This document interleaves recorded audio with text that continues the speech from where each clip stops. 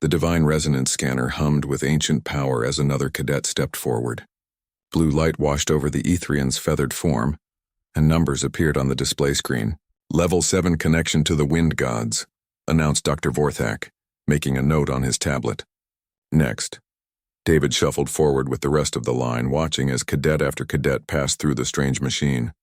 He had arrived at the Galactic Military Academy just 3 days ago, along with 12 other humans from the outer colonies. Everything here felt overwhelming. The station was massive, filled with creatures he had only seen in textbooks.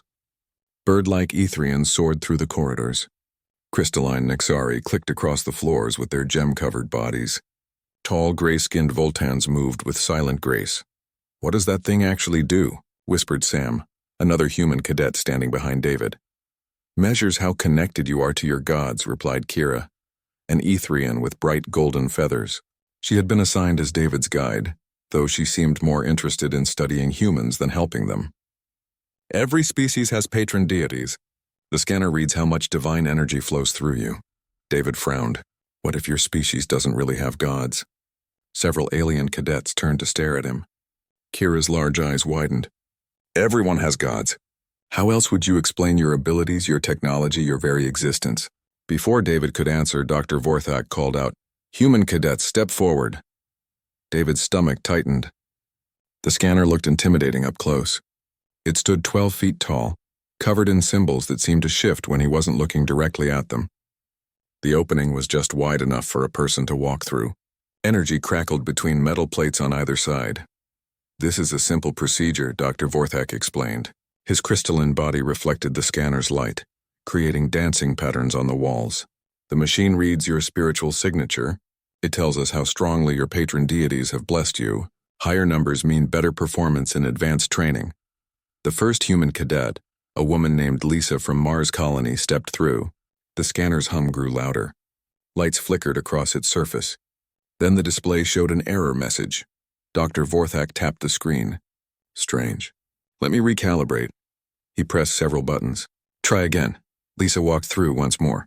Again, error messages flashed on the display. Dr. Vorthak's expression shifted from confusion to concern. "Perhaps this human is damaged." Next. Sam went next. Same result. Then Amy, another human from the Jupiter stations. Error messages every time. "This is highly unusual," Dr. Vorthak muttered. "The scanner has worked perfectly for over 300 years. He looked at David. "You. Try now." David took a deep breath and stepped toward the scanner. The moment his foot crossed the threshold, everything changed. The machine's hum became a roar. Lights blazed so brightly that other cadets covered their eyes. Energy crackled between the metal plates, creating miniature lightning storms. The display screen flickered rapidly between numbers too high to read clearly. Then the scanner exploded. Not a violent explosion that hurt anyone, but every light bulb shattered at once. Sparks rained from the control panel. The metal plates bent outward as if something massive had tried to squeeze through them. Smoke filled the air, carrying a strange, sweet smell like burning flowers. David stood in the wreckage, completely unharmed but surrounded by destruction. Silence filled the testing chamber. Every eye stared at David. The Etherian's feathers had turned white with shock. The Nexari's crystals pulsed with nervous energy. Even the usually calm Voltan seemed disturbed. "What just happened?" David asked, his voice barely a whisper. Dr. Vorthak approached the ruined scanner, his crystal fingers trailing through the smoke. "I have no idea. In 3 centuries of operation, this machine has never malfunctioned. It has tested millions of beings from hundreds of species." He looked at David with something between fear and wonder. "What are you?" Commander Altrix, the Nexari administrator in charge of the academy, arrived within minutes. Her dark blue crystals reflected her serious mood. "Report," she demanded. "The scanner is destroyed," Dr. Vorthak said. "This human somehow overloaded it completely. That's impossible. The machine is powered by fragments of the crystal mines themselves. Nothing should be able to overwhelm divine energy." "Perhaps the human is defective," suggested another instructor. "His species is very young.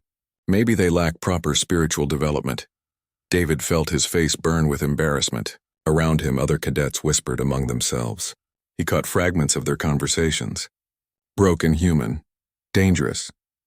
Should send them home." But Kira stepped forward. What if he's not broken? What if the scanner couldn't read him because he carries something beyond its ability to measure? The adults fell silent. Commander Altrix's crystals shifted to a lighter blue, indicating deep thought. Impossible. The Divine Resonance Scanner was built using technology from the Keepers themselves.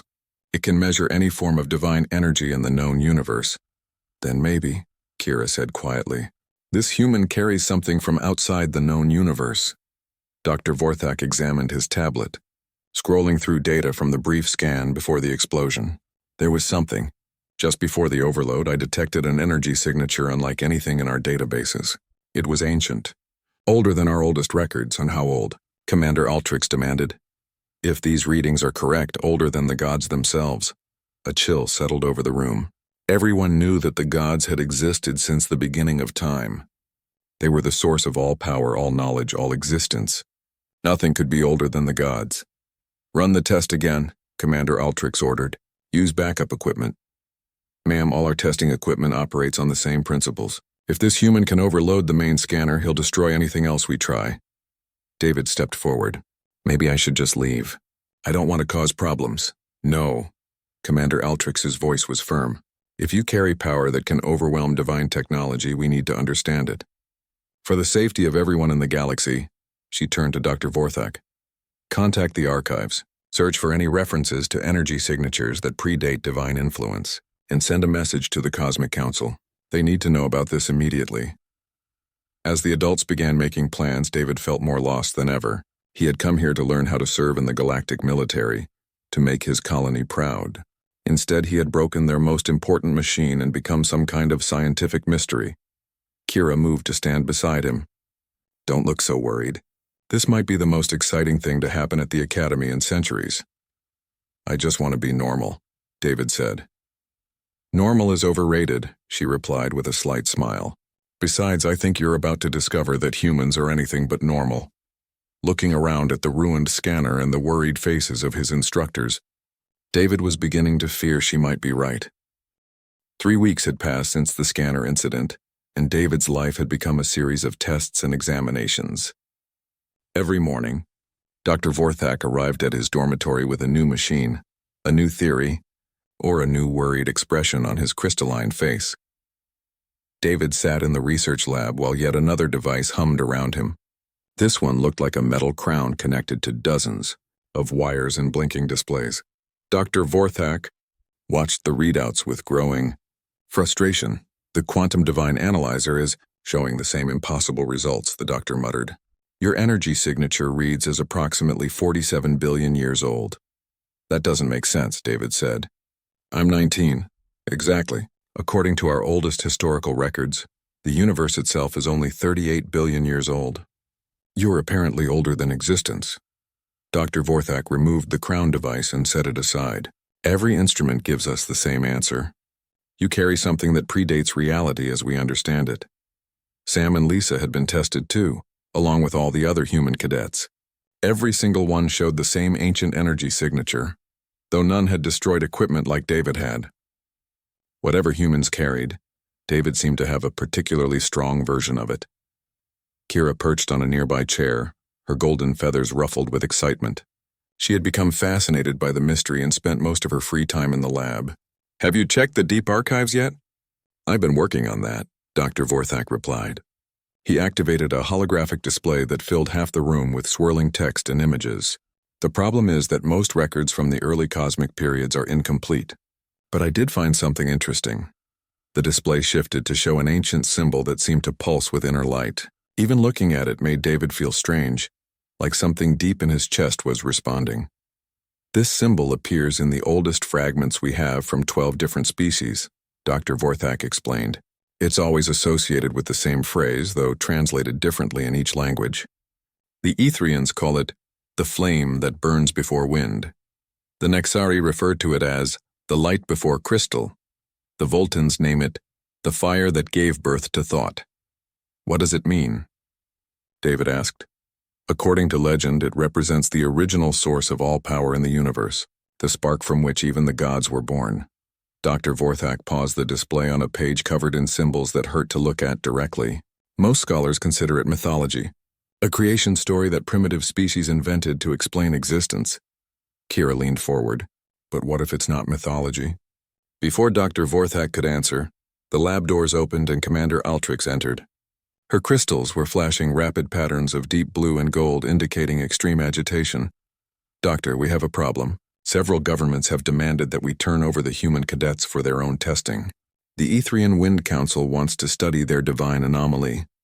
The Nexari Crystal Senate believes the humans might be carriers of some kind of cosmic virus that could contaminate divine energy. The Voltan Thought Collective thinks they're dangerous weapons created by an unknown enemy. David felt his heart sink. They want to use us as test subjects. Worse, Commander Altrix continued. 3 different religious groups have declared humans either blessed chosen ones or cursed abominations. There were riots on Nexar Prime yesterday. Someone claimed that humans existing means their crystal gods are false. On the Etherian homeworld, a cult has formed that wants to worship humans as the true divine source. Dr. Vorthak's crystals dimmed. The political situation is deteriorating rapidly. There's more. Commander Altrix activated her own display. Long-range sensors have detected movement in the outer void. Something is coming toward civilized space. Something big. The display showed a star chart with dozens of moving dots heading toward the galactic center. But these weren't ships. The objects were massive, each one larger than most planets. What are those? Kira asked. We don't know. They appeared 3 days ago, moving at impossible speeds. They're coming from the direction of the ancient reaches where nothing has lived for billions of years. Commander Altrix's expression was grim.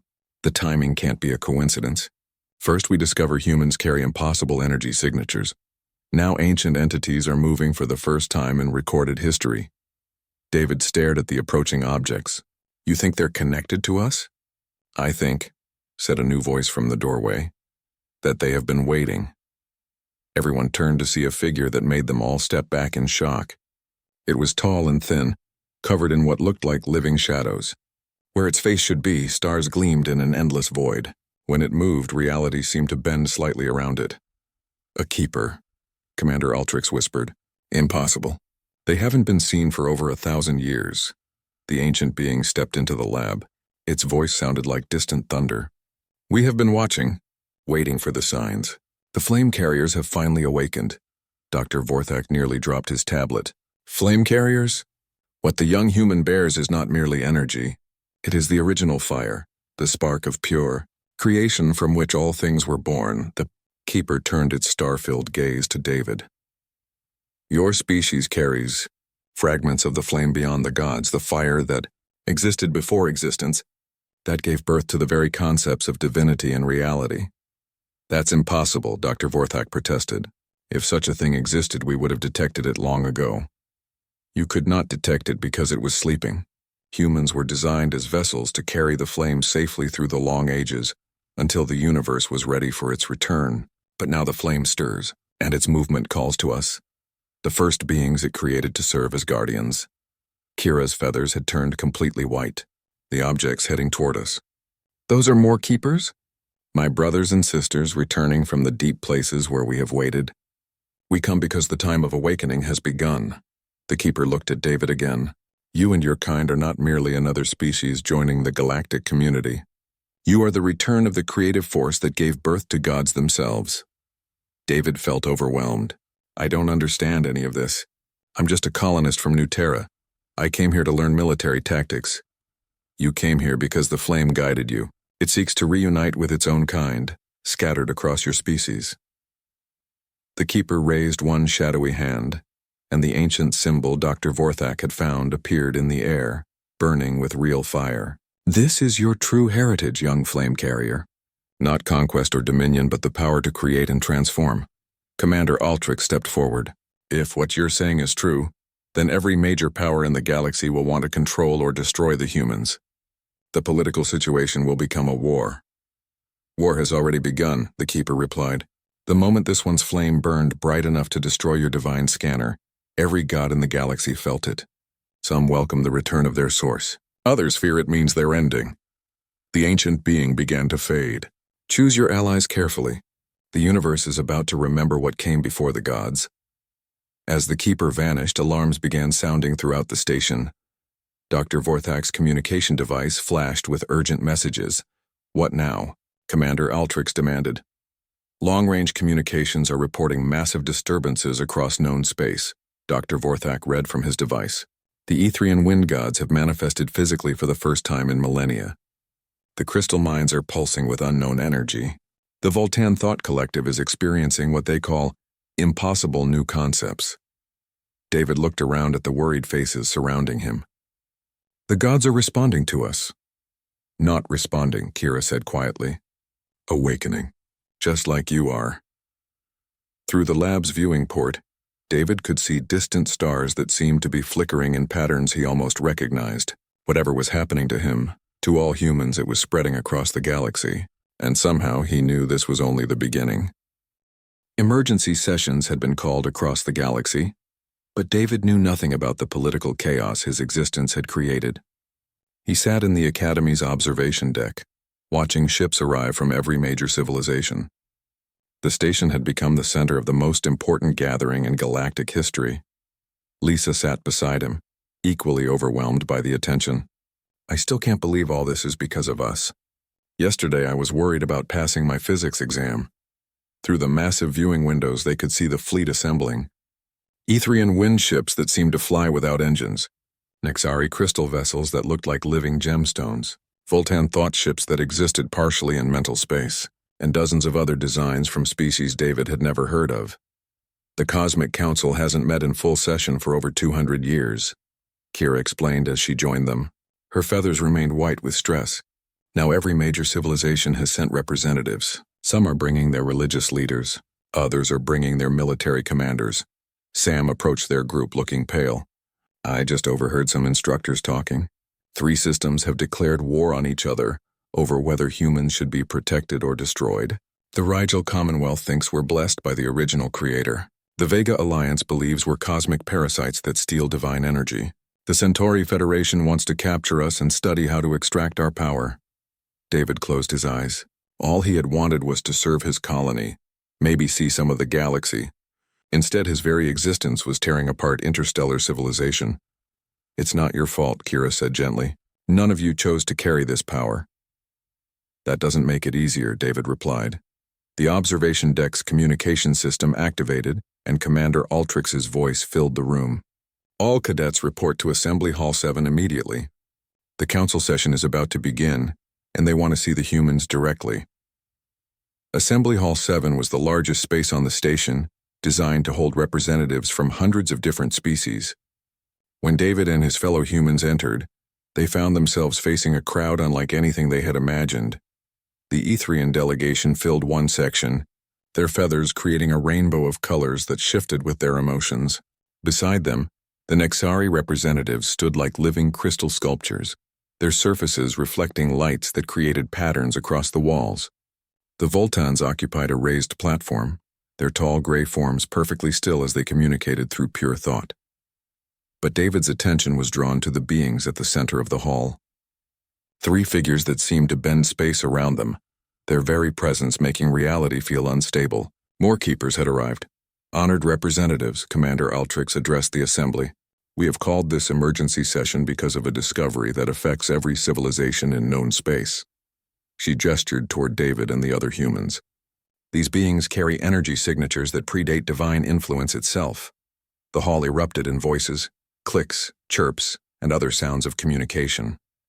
David caught fragments of translation through his universal interface. "Impossible. Nothing predates the gods. They must be weapons created by our enemies. The prophecies speak of fire-bearers who would herald the end times." Silence.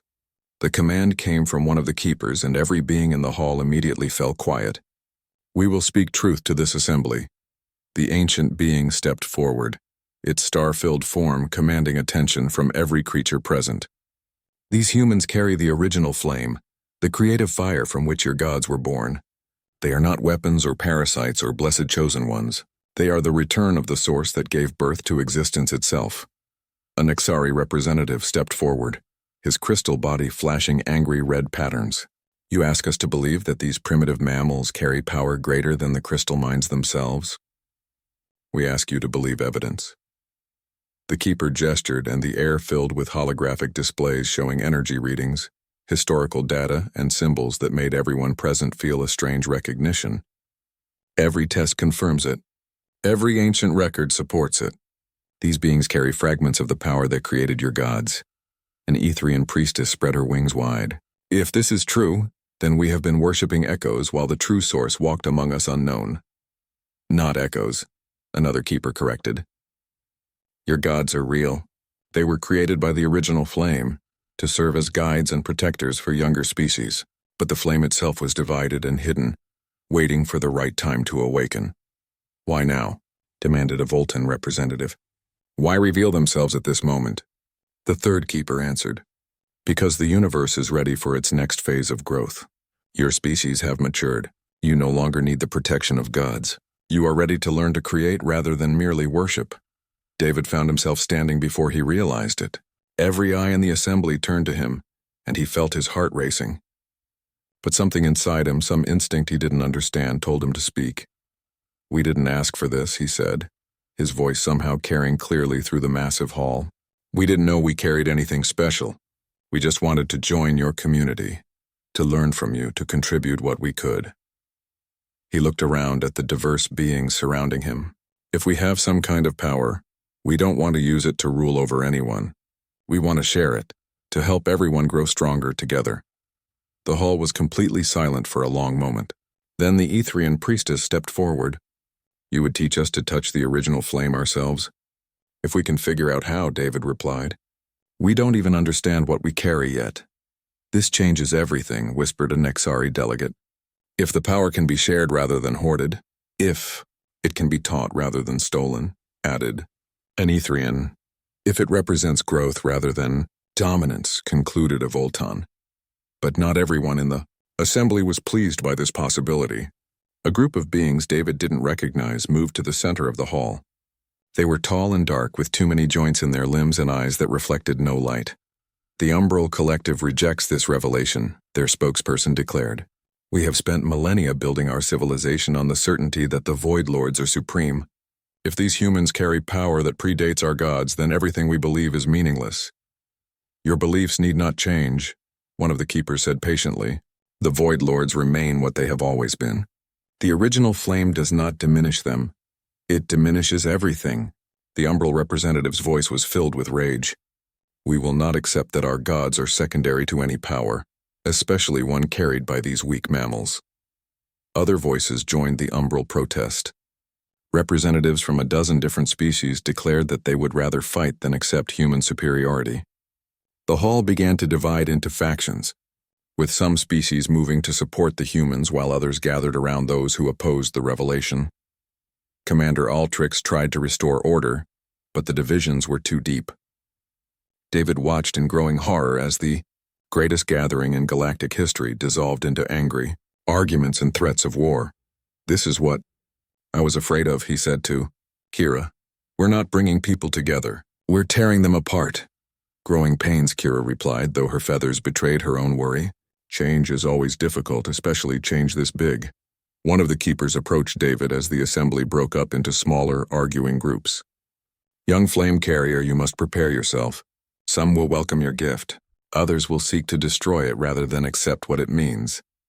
The universe is about to remember what it was like when gods were not the highest power. How do we prepare for something like that? David asked. You learn to use what you carry, and you choose carefully who you trust to help you.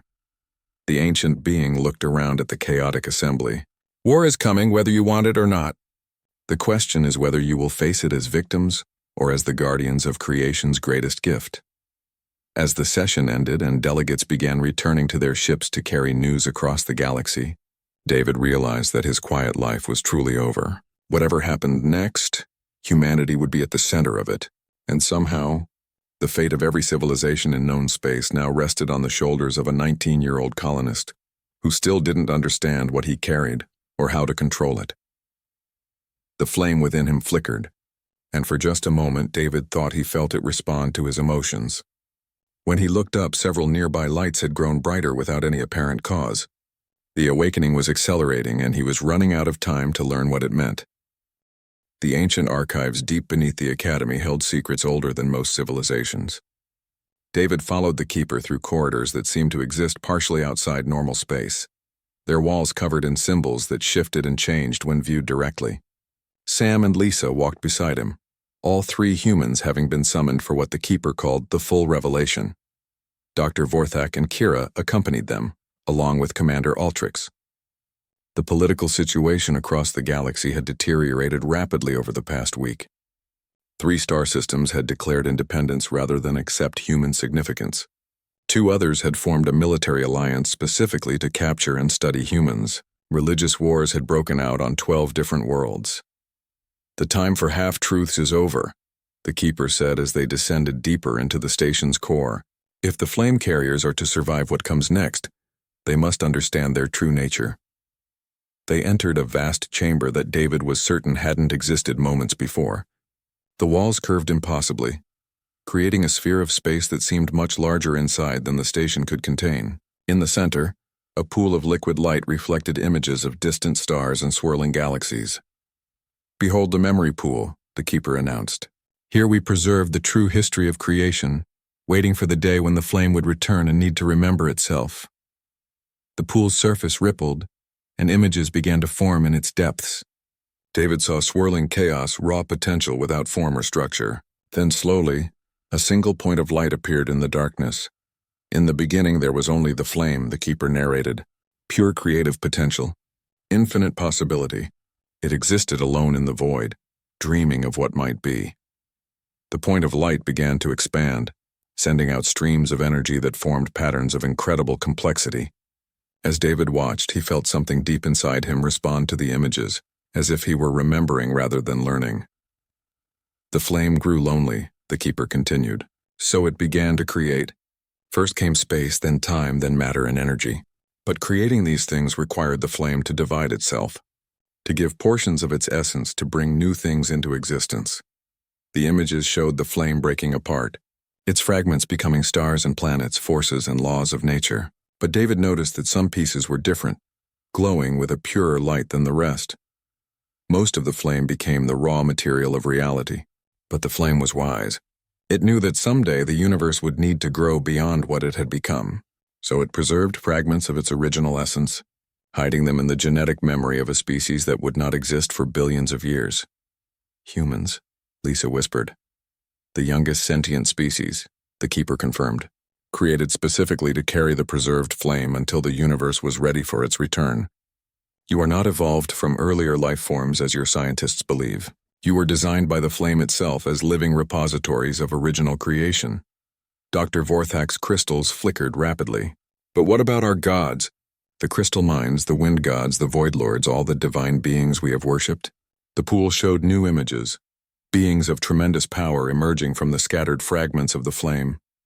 They looked familiar yet greater than their current forms, filled with creative energy that seemed to reshape reality around them. "The gods are your elder siblings," the keeper explained. "The first children of the flame, created to guide and protect younger species as they developed. They are real, powerful, and worthy of respect, but they were never the source of all power. They were created by it just as you were." "So when we worship the crystal mines," Commander Altrix said slowly, "we are really worshipping echoes of the power that humans carry? You are worshipping your guides and protectors who deserve that reverence. But yes, their power ultimately flows from the same source that sleeps within humanity." The keeper turned to David. "The reason your presence overwhelms divine technology is not that you are stronger than gods, but that you carry the pattern from which they were made." David stared into the pool, watching images of the early universe unfold. "Why are we awakening now? What changed?" "The universe has reached adolescence," the keeper replied. "Your species have developed enough wisdom, enough diversity, enough potential that they no longer need divine parents to guide every step. It is time for creation to continue its next phase." The pool showed flashes of possible futures. Some were bright and hopeful, showing diverse species working together to create wonders beyond imagination. Others were dark and chaotic, filled with war and destruction. "But not everyone wants to grow up," Sam observed. "Precisely. Some species prefer the certainty of worshipping established gods to the responsibility of learning to create for themselves. Some fear that acknowledging human nature means their own beliefs are meaningless. Others simply want to steal the power rather than earn it. Kira stepped closer to the pool. The gods themselves, how do they feel about this revelation? The images shifted to show beings of incredible majesty stirring from long slumber. Some seemed welcoming, others confused, and a few appeared distinctly hostile. They are awakening too, the keeper said. Your stirring flames call to them across the cosmic depths. Some welcome the chance to share the responsibility of creation. Others fear it means they are no longer needed. And some... The images showed darker entities, beings of shadow and void rising from hidden places. Some were never children of the flame at all. What do you mean? David asked. When the flame divided itself to create the universe, not all of its fragments became positive forces. Some became the spaces between things. The absence of light, the silence between sounds, the void between thoughts. These entities have spent eons convincing various species that emptiness is supreme, that the void is more powerful than creation. The Umbral Collective, Commander Altrix realized. Their void lords aren't offspring of the flame. They are its opposite. They exist because creation requires destruction, fullness requires emptiness, light requires shadow. They are necessary, but they have grown to hate their necessity. They see the awakening of the flame as a threat to their own nature. The pool showed vast fleets moving through space, carrying beings dedicated to snuffing out the human flame before it could grow stronger. But it also showed other fleets, species coming to defend the flame carriers out of hope, rather than fear. War is inevitable, the keeper concluded, but its outcome is not predetermined. The flame gives you the power to create, but you must choose what to create. Will you forge weapons to dominate others? Or will you create tools to help everyone grow? David felt the flame inside him pulse with warmth. Without meaning to, he reached toward the pool and his hand passed through its surface. The liquid light felt like home, like returning to a place he had never been but always belonged. When he pulled his hand back, the light clung to his fingers for a moment before fading. But something had changed. He could feel connections to Sam and Lisa, thin threads of shared flame that linked them together. More distantly, he sensed other humans across the galaxy, all beginning to awaken to their true nature. You feel it now, the keeper said, the network of flame that connects your species. As more of you awaken, that network will grow stronger. Eventually, you will be able to share not just power, but knowledge, creativity, even dreams. How long do we have before the war starts? Lisa asked. The keeper gestured to the pool, which showed fleet movements accelerating across known space. It has already begun. The Umbral Collective launched their first attacks 3 hours ago. They struck human colonies in the outer systems, trying to eliminate flame carriers before they can fully awaken. David's heart clenched. New Terra, my home colony, survives for now. But the attacks will intensify. Your enemies know that every day you grow stronger. Every moment you learn more about your nature makes you harder to destroy. Commander Altrix activated her communication device. I need to contact the Council. We have to organize defenses for human colonies. Defense alone will not be sufficient, the Keeper warned. You must also teach the humans to use their gifts. A sleeping flame carrier is vulnerable. An awakened one can reshape local reality itself. As if summoned by his words, alarms began blaring throughout the station. Emergency broadcasts filled the air, reporting attacks on human colonies, fleets mobilizing for war, and gods manifesting physically across the galaxy for the first time in millennia.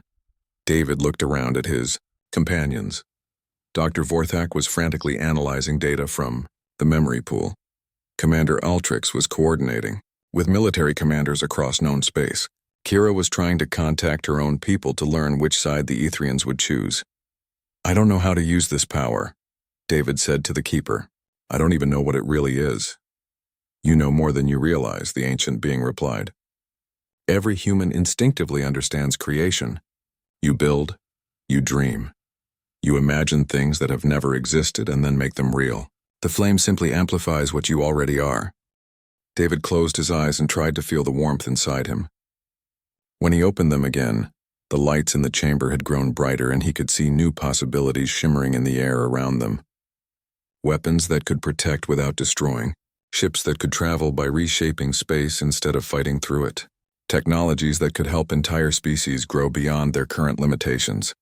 The war was coming whether he wanted it or not. But for the first time since this all began, David felt ready to face it, not as a victim of circumstances beyond his control, but as a guardian of something precious that the universe needed to remember. "Teach us," he said to the keeper. "Show us how to use what we carry." "The teaching has already begun," the ancient being replied. "Every moment you choose creation over destruction, cooperation over domination, growth over stagnation, you feed the flame and make it stronger. The universe is about to remember what it means to truly create."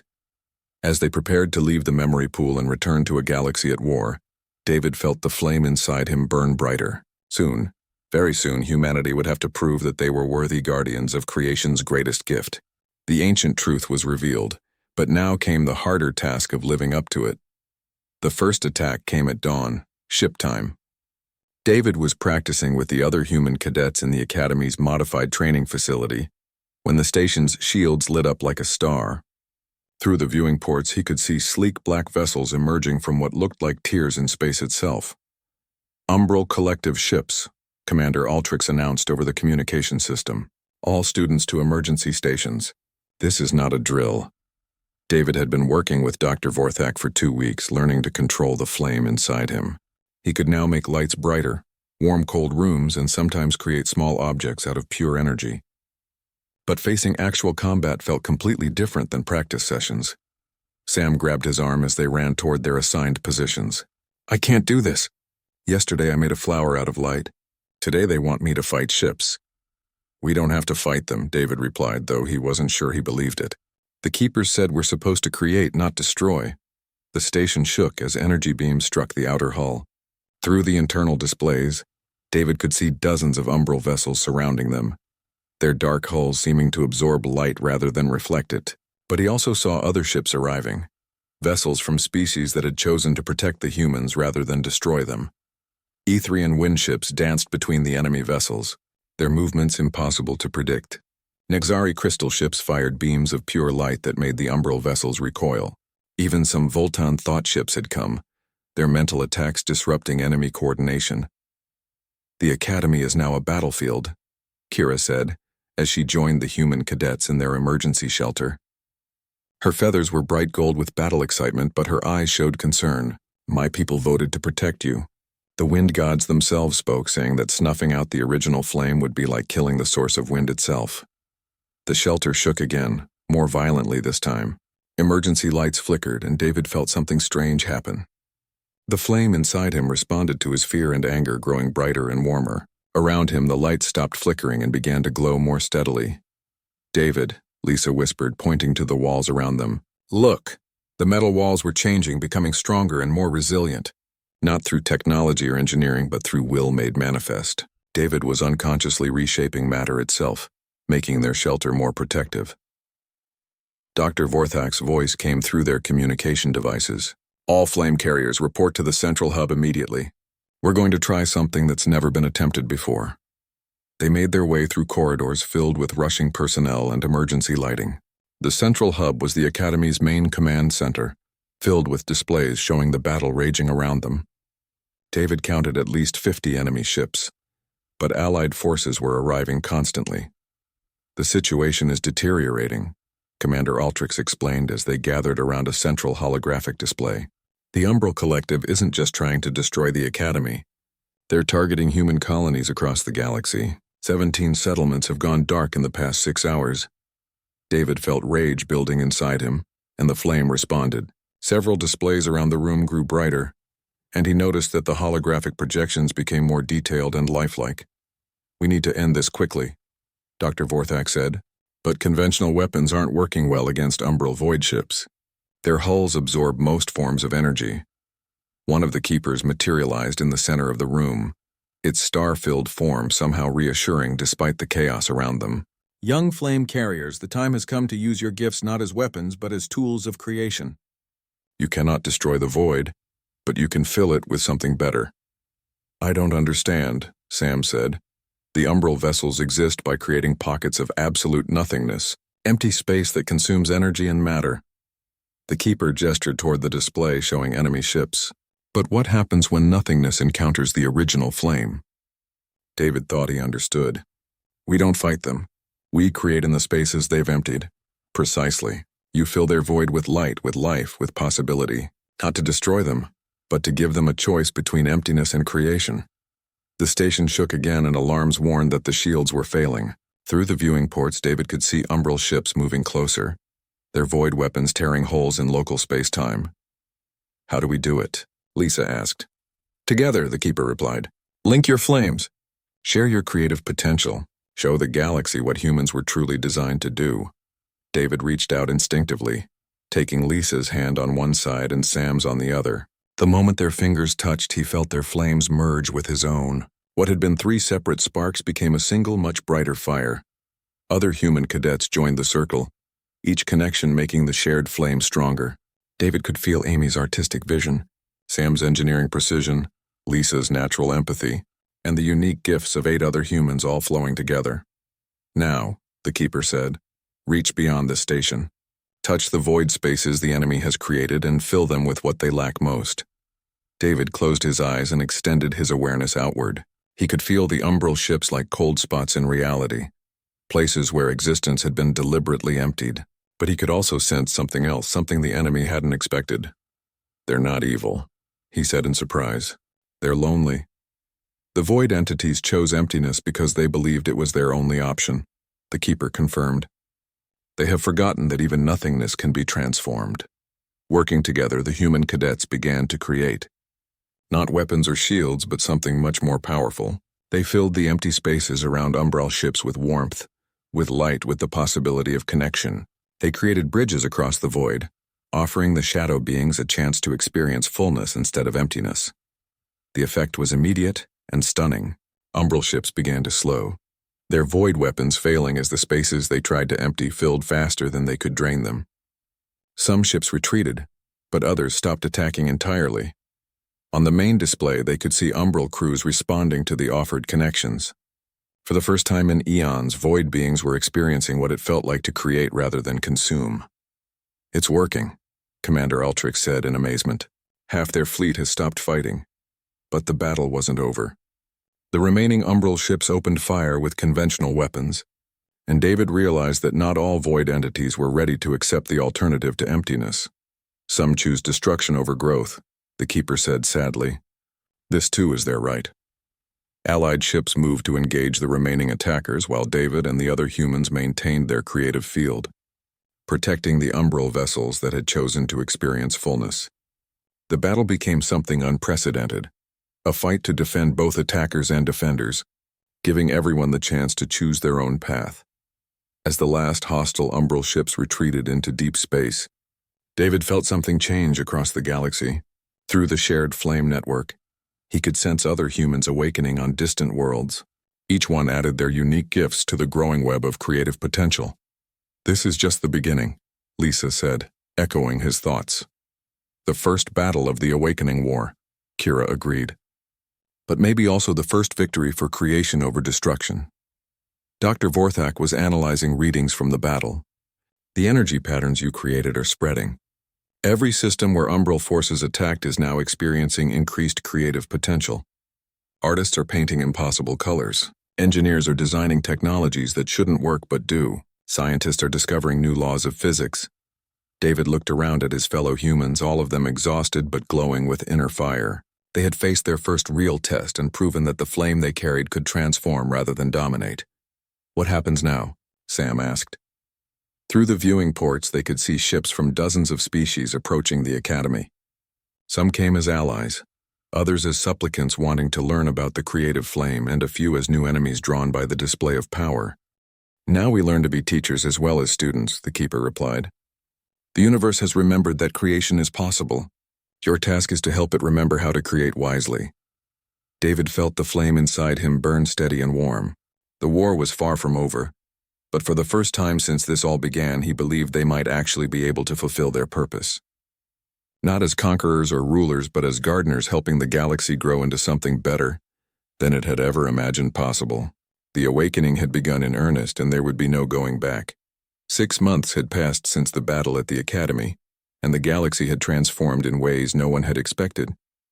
David stood in the redesigned observation lounge, watching as beings from hundreds of species worked together on projects that would have been impossible before the awakening. An Etherian artist was collaborating with a human engineer to create sculptures that existed in multiple dimensions simultaneously. Nexari scientists worked alongside human researchers to develop crystals that could store not just information, but dreams and emotions. Even some former Umbral Collective members had joined the effort, learning to fill spaces with beauty instead of consuming them into void.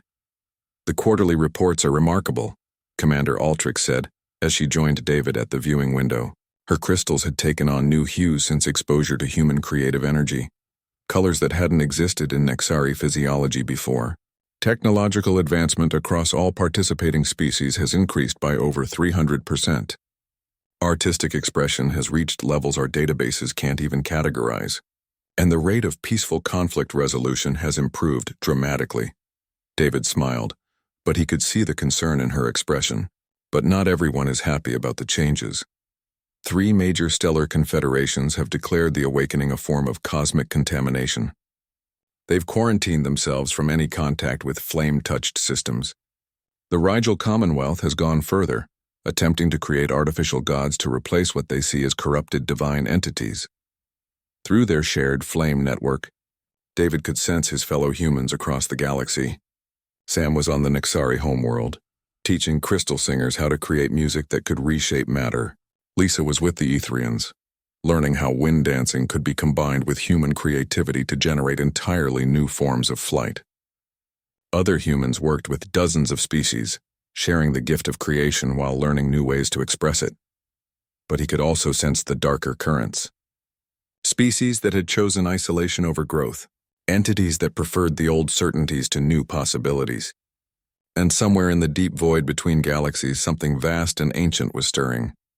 Drawn by the cosmic changes, "Dr. Vorthak asked me to give you this," Commander Altrix said, handing David a small crystal device. "It's a message from the Keeper Council." David activated the device, and a familiar star-filled form appeared in holographic projection. But this keeper looked different, somehow more solid and present than before. "Young flame carrier," the ancient being said. "The time of testing approaches its end. The universe has proven that it can accept growth over stagnation, creation over consumption. But one final challenge remains." The hologram shifted to show images of distant space, where massive forms moved between stars. They were larger than planets, older than civilizations, and their very presence seemed to bend reality around them. "The original gods approach," the Keeper continued. "Not the divine entities your species have worshipped, but the first beings created directly by the undivided flame. They have slept in the deep void since the beginning of time, waiting for the moment when creation would need to evolve beyond their guidance." David felt a chill despite the warmth of his inner flame. "Are they coming to help or to stop us?" "They come to judge whether the universe is ready to manage its own creative potential. If they find the cosmos worthy, they will share the deepest secrets of creation and then fade into peaceful rest. If they find it wanting..." The hologram showed images of reality itself being unmade and rebuilt. "They will restart everything, wiping away billions of years of development to begin again with a better design." Commander Altrix's crystals flashed urgent patterns. "How long do we have?" "They will arrive at the Galactic Center in 72 hours. All species must send representatives for the final judgment. The fate of existence itself will be decided." The hologram faded, leaving David and Commander Altrix alone with the weight of cosmic responsibility. Through the viewing window, they could see ships beginning to move toward the Galactic Center, carrying delegates from every major civilization.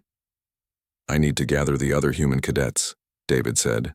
"If the original gods are going to judge us, they need to see what we've accomplished together." The journey to the Galactic Center took them through systems that had been transformed by the awakening. Worlds where different species had learned to blend their technologies and cultures, creating hybrid civilizations more advanced than any of their parent cultures. Space stations that existed partially in normal dimensions and partially in creative dream space. Even the stars themselves seemed brighter, as if the increased creative energy in the galaxy was feeding back into cosmic forces. But they also passed through quarantined systems, dark and isolated, where species had chosen fear over growth. Some had even constructed massive shields around their territories, blocking out any influence from flame-touched regions. "It's sad," Lisa observed as they traveled. "All this potential for growth, and they choose to hide from it." Fear is a powerful force, replied Kira, who had insisted on joining the human delegation. Some beings would rather remain small and safe than risk becoming something greater. The galactic center was a place of incredible beauty and terrible power. Massive black holes danced around each other in complex patterns, their gravitational interactions creating ribbons of light that stretched across millions of kilometers. Ancient structures built by unknown civilizations floated in the void, somehow surviving forces that should have torn them apart. And there, in the center of it all, three beings waited that made even the keepers seem small by comparison. The original gods were not gods as any species had imagined them. They were living concepts made manifest, embodiments of creation, preservation, and transformation so fundamental that looking at them directly required effort. One appeared as constantly shifting patterns of light and matter that seemed to contain entire universes. Another looked like a vast crystalline structure that somehow existed in all dimensions simultaneously. The third was harder to perceive, existing as pure potential that could become anything but currently chose to be nothing specific. Ships from hundreds of species gathered around them, maintaining respectful distances. The diversity was staggering, beings of energy and matter, organic and mechanical, individual and collective consciousness, all united by the shared experience of the awakening. Children of the flame, the first original god spoke, its voice somehow audible across the vacuum of space. We have observed your growth. We have seen how the returned flame has changed you. Now we must decide whether you are ready for the responsibility it represents. Show us, said the second god, what you have learned. David looked around at the assembled beings, then reached out through the flame network to connect with every human present. But as their fires merged, something unexpected happened. The other species began to join the network too. Etherians added their mastery of movement and flow. Nixari contributed their understanding of structure and harmony. Voltans shared their knowledge of thought and consciousness. Even some former umbral entities offered their unique perspective on the beauty of emptiness and potential. What formed was not a human network, but a galactic one. A web of creative consciousness that spanned species, dimensions, and ways of being. Through this network flowed not just power, but understanding, empathy, and the shared desire to create rather than destroy. We have learned, David said, speaking for all of them, that the flame grows brighter when shared. That creation is most beautiful when it comes from many minds working together. That even our differences make us stronger when we choose cooperation over competition. The original gods observed in silence for a long moment. Around them, the assembled fleets waited for judgment that would determine the fate of all existence. You have surprised us, the third god finally said. We expected the flame-bearers to use their power to dominate. Instead, they have used it to elevate. We expected other species to resist or rebel. Instead, they have chosen to grow alongside their teachers. The test is passed, declared the first god. The universe is ready for its next phase. What happened next was beyond anything David could have imagined. The three original gods began to fade, but as they disappeared, they released something into the galactic network, the deepest knowledge of creation itself. How to build new universes, how to nurture life in impossible environments, how to create beauty that existed beyond physical dimensions. But more than knowledge, they shared responsibility. Every being in the network, regardless of species, became a guardian of creation. Not rulers or servants, but partners in the ongoing work of making existence more wonderful than it had ever been before. The old age ends, the fading voice of the first god whispered across space. The age of guided growth is finished. Now begins the age of collaborative creation. Use this gift wisely.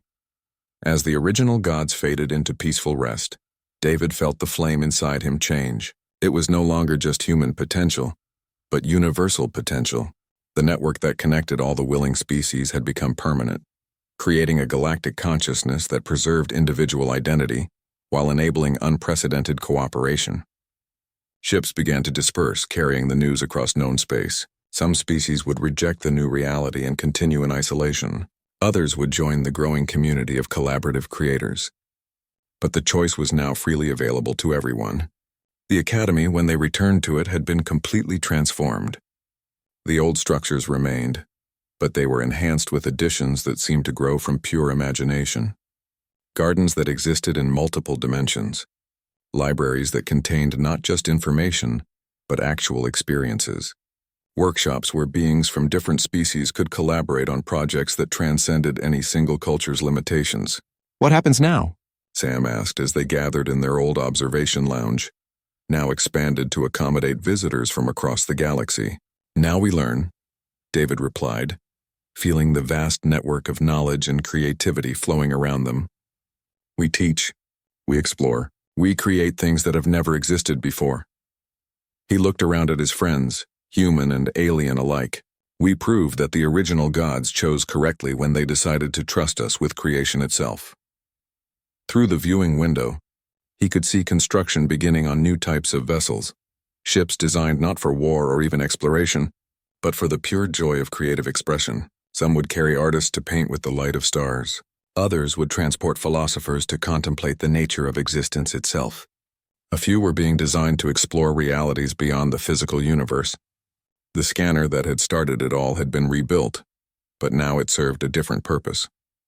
Instead of measuring divine connection, it helped beings understand their unique creative potential and find others who could help them express it fully. David touched the flame within him, no longer feeling it as something foreign or overwhelming, but as part of who he had always been meant to be. Around him, the galaxy pulsed with new life and possibility, growing into something more beautiful and complex than any single species could have imagined. The awakening was complete. The real work of creation was just beginning.